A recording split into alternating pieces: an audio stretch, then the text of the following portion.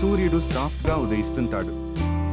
ఇంటి ప్రాంగణం ముందు అమ్మ, ఇద్దరు అక్కలు రంగురంగుల ముగ్గుతో ముగ్గు వేస్తున్నారు.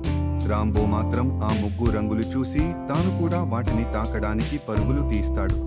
అయ్యో రాంబో, ఇవి నాగుల చవితి కోసం వేసిన ముగ్గులురా. నాగుల చవితి అంటే ఏమిటి అమ్మా? ఆంధ్రప్రదేశ్లో నాగుల చవితి అంటే పాములను దేవతలుగా పూజించే రోజు, ప్రకృతి పట్ల కృతజ్ఞత తెలిపే రోజు. అవునా అమ్మా? అయితే ఈ రోజు పూజలో నేను కూడా పాములను పూజిస్తాను. అమ్మ ఇల్లంతా శుభ్రం చేస్తుంది, పూలతో అలంకరిస్తుంది. తండ్రి నాగు దేవతకు పూజ సామాగ్రి తీసుకొస్తాడు. పాలు, పచ్చదినుసులు, పాలు పళ్ళు. రాంబో మాత్రం ఆ పూలు, పాలు, పళ్ల మధ్య చురుగ్గా తిరుగుతాడు.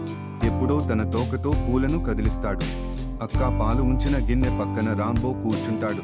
అందులో తన ముఖం కనిపించడం చూసి దానితోనే మాట్లాడడం మొదలుపెట్టాడు. నువ్వెవ్వురా? నాలాగే ఉన్నావే అని మొరుగుతాడు. అది నీ ప్రతిబింబం ఏ రాంబో? అందరూ బహిరంగ ప్రాంగణంలో పూజకు సిద్ధమవుతున్నారు.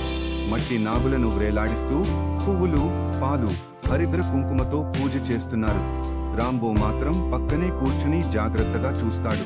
పాములు ప్రకృతిలో ముఖ్యమైనవి. అవి భూమిని రక్షిస్తాయి. రాంబో కూడా అర్థం చేసుకున్నాడు, జీవజాలమంతా మన కుటుంబమే. పూజ ముగిసిన తర్వాత రాంబో తనకి ఇచ్చిన ప్రసాదం తీసుకొని కుటుంబం పక్కన కూర్చుంటాడు. రాంబో కూడా ఈ నాగుల చవితి పూజలో భాగమయ్యాడు. దేవుడు నిన్ను ఆశీర్వదిస్తాడు రాంబో. రాంబో తన తోక ఊపుతూ ఆకాశం వైపు చూస్తాడు. చంద్రుడు మేఘాల వెనుక మెరుస్తున్నాడు. ప్రకృతి అంటే ప్రేమ. ఆ ప్రేమలో భయం లేదు, అనుబంధం మాత్రమే ఉంది. ఇది రాంబో యొక్క నాగుల చవితి కథ. అందరికీ నాగుల చవితి శుభాకాంక్షలు. ఈ నాగుల చవితి మీ జీవితంలో ఆనందం, ఆరోగ్యం నింపాలి. నాగదేవత ఆశీర్వాదాలతో మీ కుటుంబం సుఖశాంతులతో నిండిపోవాలి. Please like, follow, share and subscribe to my channel. With lots of love, your Rambo.